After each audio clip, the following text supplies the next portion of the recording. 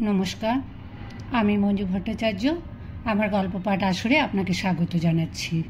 পড়ছি সুনীল গঙ্গোপাধ্যায়ের সেই সময় উপন্যাসের পরবর্তী অংশ। ছুটি ফুরিয়ে এসেছে, আবার কলকাতায় ফিরতে হবে। তার আগে পিতামাতাকে একবার দেখে যাবার জন্য ঈশ্বরচন্দ্র এলেন স্বগ্রামে। বীরসিংহ গ্রামে ঠাকুরদাস বন্দ্যোপাধ্যায়ের বাড়ির রূপ এখন ফিরে গেছে। তার জ্যেষ্ঠ পুত্র ঈশ্বরচন্দ্র সরকারের কাছ থেকে 150 টাকা বেতন পায়। দেশীয় ব্যক্তিদের মধ্যে অঙ্গুলিগণ্য কয়েকজনই মাত্র এত অধিক বেতনে চাকরি করে। তাছাড়াও গ্রন্থ রচনা করে ঈশ্বরচন্দ্রের এখন যথেষ্ট ধনোপার্জন হয়। ঈশ্বরচন্দ্রের পরের ভাই চাকুরিতে সুপ্রতিষ্ঠিত।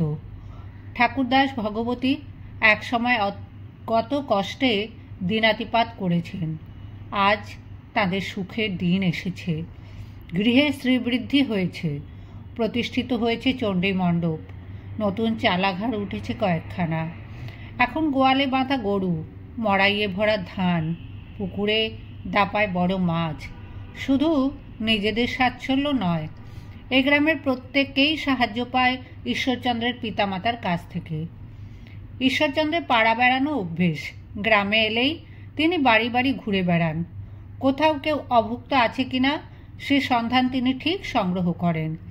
যে বাড়িতে গিয়ে দেখেন যে উনুনে হাঁড়ি চড়েনি, সে বাড়ির সকলকে জোর করে টেনে আনেন নিজের বাড়িতে।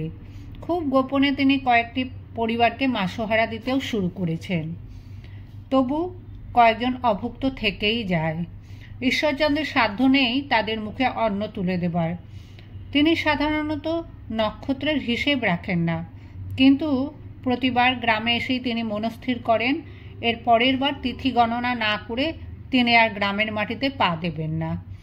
এবারও ঈশ্বরচন্দ্র যে সায়ান্নে পৌঁছলেন তার পরদিনই একাদশী। এদিন সমস্ত বিধবাদের নির্জলা উপবাস। সেই ছাত্র বয়সের ঈশ্বরচন্দ্র গ্রামে এসে এরকম এক একাদশী দিনে কেঁদে ভাসিয়েছিলেন। ক্ষেত্রমণি নামে একটি বালিকা ছিল তার বাল্যের ক্রীড়া সঙ্গিনী। তখন তার 13-14 বছর বয়স। বাড়িতে পা দিয়েই শুনলেন মাত্র 3 মাস আগে ক্ষেত্রমণির বিবাহ হয়েছিল। আবার ইতিমধ্যে সে বিধবাও হয়ে গেছে। নিজের ভাতের থালা ছুঁড়ে ফেলে দিয়েছিলেন ঈশ্বরচন্দ্র। ক্ষেত্রমণি সারাদিন এক ফোঁটা জলও পান করবে না, আর তিনি পেট ভরে আহার করবেন কেন? ক্ষেত্রমণি কি দোষ করেছে? সেই ক্ষেত্রমণি অবশ্য মরে গিয়ে বেঁচেছে। তবু প্রতি বৎসরই 1-2জন বিধবা হয়। এবারেও কুক্ষণে এসে পৌঁছলেন বিদ্যাসাগর। পরপর 2টি হৃদয় বিদারক ঘটনা শুনতে হলো। যে গুরুর কাছে তিনি প্রথম বর্ণমালা শিক্ষা করেছিলেন, সেই কালীকান্ত চট্টোপাধ্যায়ের সঙ্গে তিনি সর্বাগ্রেই দেখা করতে যেতেন। ইদানিং অভিমানবশত আর যেতেন না। এবার শুনলেন কালীকান্ত মারা গেছেন এবং বিধবা করে দিয়ে গিয়েছেন 6টি রমণীকে। তার মধ্যে সর্বকনিষ্ঠাটির বয়স 9। তাছাড়া তাদের এক প্রতিবেশিনীর কন্যা 11 বৎসর বয়স্কা বালিকা সত্যভামাও মাত্র 1.5 মাস আগে বিধবা হয়েছে। সংবাদ দুটি শুনে ঈশ্বরচন্দ্রের মন বিষিয়ে গেল। এইসব কথা শুনে তার দুঃখ যতখানি হয়, রাগও ততটাই হয়। চোখে জল আসে, বুকটা জ্বলে। বিচার বুদ্ধিহীন অন্ধ সংস্কারে দুধের বাচ্চাদের বিবাহ দেওয়া হয় বৃদ্ধদের সঙ্গে। বিবাহ জিনিসটা কি তা বুঝবার আগেই তাদের কপাল পুড়ে যায়। অপরাহ্নে চণ্ডী মণ্ডপে বসে পিতার সঙ্গে কথাবার্তা বলছিলেন ঈশ্বরচন্দ্র। এমন সময় ভগবতী দেবী এলেন সেখানে। আঁচলে চক্ষু চাপা দিয়ে বলেন, ওরে, মেয়েটার দিকে যে আর চোখ ফেলা যায় না। ওকে জন্মাতে দেখেছি, কোলে পিঠে নিয়েছি কতবার। সেই মেয়ে রাড়ি হলো। মেয়েটা ভুঁয়ে পড়ে কেঁদে কেঁদে গড়াচ্ছে। ঈশ্বরচন্দ্র ক্রোধে নির্বাক হয়ে ঘাড় হেঁট করে রইলেন। ঠাকুরদা জিজ্ঞেস করলেন, কার কথা বলতেছ? সত্যভামা? আহা, বেটি আমারও বড় আদরের, আমিও ওর দিকে আর চাইতে পারি না।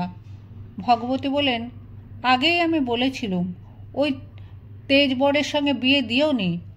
ঠাকুরদাস পুত্রকে জিজ্ঞেস করলেন, হ্যাঁ রে ঈশ্বর, তুই তো অনেক শাস্ত্র পড়েছিস, তা সব শাস্ত্রে কি বিধবাদের এমন যাতনা দেবারই নির্দেশ রয়েছে? ওদের আর কোনো গত্যন্তর নাই? ঈশ্বরচন্দ্র মুখ তুলে রাগত স্বরে বললেন, কেন থাকবে না? বিধবাদের পুনর্বিবাহ দেবারও ব্যবস্থা রয়েছে। পুনর্বিবাহ? তুই বলিস কি? বাবা, আমি নানা শাস্ত্র ঘেঁটে দেখেছি। মোট 3 প্রকার নির্দেশ আছে বিধবাদের জন্য: ব্রহ্মচর্য, অভাবে সহমরণ বা বিবাহ। রাজাজ্ঞায় সহমরণ প্রথা নিবারিত।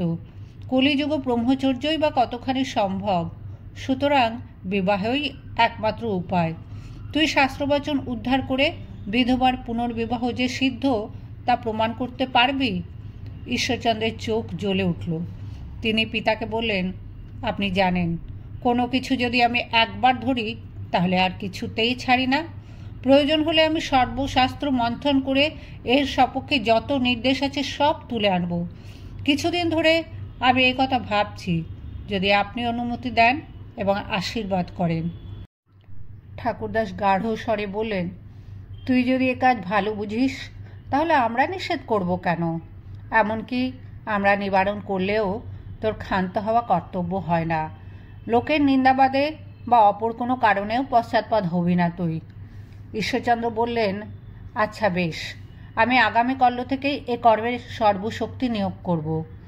সেদিন রাত্রে ঈশ্বরচন্দ্র জননীকে নিভৃতে আবার জিজ্ঞেস করলেন, মা, তখন পিতা ঠাকুরের সঙ্গে আমার যেসব কথাবার্তা হলো তুই তো সব শুনছিলি, কিন্তু কোনো কথা বললি না কেন? তোর কি এ বিষয়ে মত নেই মা? ভগবতী বললেন, আমি ভেবেছিলাম উনি এসব কথা শুনে রাগ করবেন। উনি যখন মত দিলেন তাহলে আর চিন্তা কি? ঈশ্বরচন্দ্র বললেন, মা, তবু তোর মতটাও আমি শুনতে চাই। ভগবতী বললেন, তুই ঠিক বুঝেছিস যে বিধবাদের বিয়ে দেওয়ার শাস্ত্রে কোনো বাধা নেই? ঈশ্বরচন্দ্র বললেন, হ্যাঁ মা, আমি ঠিক বুঝেছি। এ নিয়ে আমি বই রচনা করব। আমি চেষ্টা করব সরকারকে দিয়ে আইন পাশ করাবার। অনেক লোক বাধা দেবে আমি জানি, সেসব আমি গ্রাহ্য করি না, কিন্তু আমি তোর মতটা নিতে ইচ্ছা করি। ভগবতী বললেন, তোকে আমি বারণ করি না, তুই এই কাজ করগে যা, যে যা বলে বলুক। যদি শেষ পর্যন্ত পারিস আমি তোকে আশীর্বাদ করব। লাখো লাখো দুঃখিনী মেয়ে তোকে দুহাত তুলে আশীর্বাদ করবে। কলিকাতা ফিরেই ঈশ্বরচন্দ্র এবার নিমগ্ন হলেন শাস্ত্র সমুদ্রে। তিনি জানেন নৈতিকভাবে বিধবা বিবাহের বিরুদ্ধে কোনো যুক্তি থাকতে পারে না। যারা বালিকা নয়, না বালিকা, যারা বিবাহের মর্মই কিচ্ছু বোঝেনি, তাদের সারা জীবন বঞ্চিত রাখার বিধান যদি শাস্ত্র দিয়েও থাকে তবে সে শাস্ত্রই ভ্রান্ত, সে শাস্ত্র পরিত্যাজ্য, সেই লোকাচার দেশাচারও পরিবর্তনীয়। কিন্তু এই সব কথা এদেশের সংস্কারাচ্ছন্ন মানুষদের বোঝানো মুশকিল। শাস্ত্র উদ্ধার করেই তাদের মুখ বন্ধ করতে হবে। ইংরেজ সরকারও এদেশের ধর্ম বিশ্বাসে সহজে হাত দিতে চায় না, এবং সরকার আইন প্রণয়ন না করলে কেউই এ মীমাংসা মানবে না। সুতরাং শাস্ত্রবচন তুলে প্রমাণাদি দেখিয়ে সরকারের সম্মতি আদায় করতে হবে। আহার নিদ্রা একরকম পরিত্যাগ করলেন ঈশ্বরচন্দ্র। সারাদিন সংস্কৃত কলেজের কাজের পর আর বাড়ি ফেরেন না। সংস্কৃত কলেজের গ্রন্থাগারেই সারা রাত কাটিয়ে দেন। সারা রাত্রি সেখানে বাতি জ্বলে। তিনি স্তূপাকার পুঁথিপত্রের মধ্যে ঠায় জেগে বসে থাকেন। একদিন তার বন্ধু রাজকৃষ্ণ বন্দ্যোপাধ্যায় জোর করে তাকে টেনে নিয়ে যান নিজের গৃহে। সস্নেহ তিরস্কারে বলেন, তুমি এ কী করতেছ ঈশ্বর? এমনভাবে চললে যে অচিরেই ব্যারামে পড়বে। ঈশ্বরচন্দ্র হেসে বলেন, আমার কিছু হবে না। তুমি তো জানো, যখন জেদ ধরেছি তখন এর শেষ না দেখতে পেলেই আমার ব্যারাম হবে। দেও বাপু, কি খাবার দেবে দেও। রাজকৃষ্ণ বললেন, সে তুমি যাই বলো, দুবেলা এখানে রোজ দুটি খেয়ে যেতেই হবে, সে কথা দাও। আর দিনের পর দিন না ঘুমালে কি মানুষ বাঁচে? ঈশ্বরচন্দ্রের এসব কথার উত্তর দেওয়ার সময় নেই। কোনো রকমের নাকে মুখে গুঁজে তিনি আবার দৌড়ন সংস্কৃত কলেজের দিকে। একদিন রাজকৃষ্ণ বললেন, তুমি এই পরিশ্রম যে করছো, কিন্তু এতে লাভ হবে কি? বিধবার বিয়ে দেবার উদ্যোগ তো আগেও কেউ কেউ করেছিলেন। তেনারাও নানান শাস্ত্রবচন ঘেঁটেছিলেন শুনতে পাই, কিন্তু তাতে তো কোনো সুরাহা হয়নি। ঈশ্বরচন্দ্র বললেন, জানি, আমি খুব ভালো রকমই জানি। ঢাকার রাজা রাজবল্লভ সেন থেকে আরম্ভ করে ডিরোজিও সাহেবের শিষ্যরা পর্যন্ত অনেকেই বিধবার বিয়ে দেওয়ার সপক্ষে মত প্রচার করেছেন, কিন্তু ওই পর্যন্তই, কেউই তা কার্যে পরিণত করতে এগিয়ে আসেনি। কিন্তু আমাকে তো তুমি চেনো, আমি এক গোয়ার গোবিন্দ।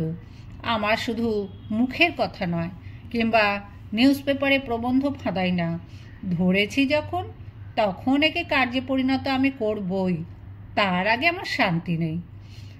সংস্কৃত কলেজে গ্রন্থাগারে সারা রাত পড়াশোনা করতে করতে এক সময় মাথা গরম হয়ে যায়।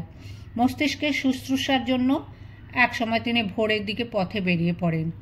ভোরের শীতল বাতাস যেন স্নিগ্ধ প্রলেপের মতন কাজ করে। একদিন তিনি সেই রকম অতি প্রত্যুষে পথে ভ্রমণ করতে করতে হঠাৎ থমকে দাঁড়িয়ে পড়লেন। তারপর আপন মনে বললেন, পেয়েছি। শূন্য রাজপথে তিনি বিড়বিড় করে আবৃত্তি করে চললেন কয়েকটি শ্লোকের পর শ্লোক। তারপর সামনে যেন তার প্রতিপক্ষরা সব সার বেঁধে দাঁড়িয়ে আছে। তাদের উদ্দেশ্য করে আঙুল উঁচিয়ে বললেন, এইগুলি দিয়েই আমি শুরু করব আমার প্রস্তাব। দেখি তোমাদের মধ্যে কোন পণ্ডিতের কটা মাথা আছে যার দ্বারা আমার এ সকল যুক্তি ভঞ্জন করতে পারো।